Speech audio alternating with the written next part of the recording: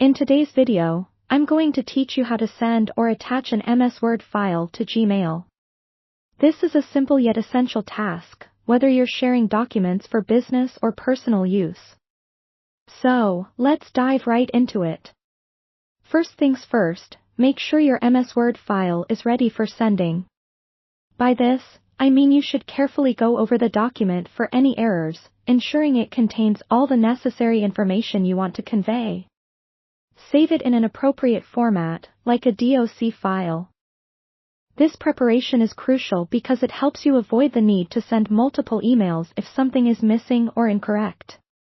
Now that your document is polished and saved, let's shift our focus to Gmail. Go ahead and open your Gmail account. If you're not already logged in, enter your credentials to access your inbox. Once there, direct your attention to the Compose button, which is located on the upper left side of the Gmail interface. Clicking this button will open a new email window, setting the stage for the email you're about to create.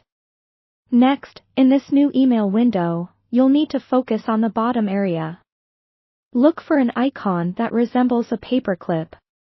This is the Attach Files icon and will be your gateway to adding documents to your email.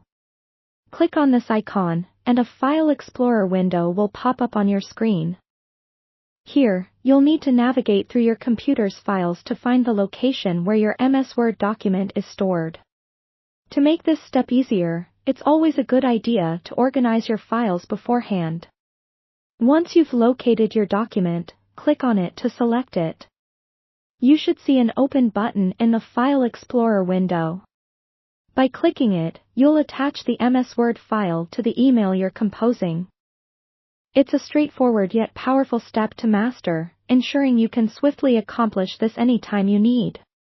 With your file attached, the next step is to add the recipient's email address. Enter it carefully in the To field.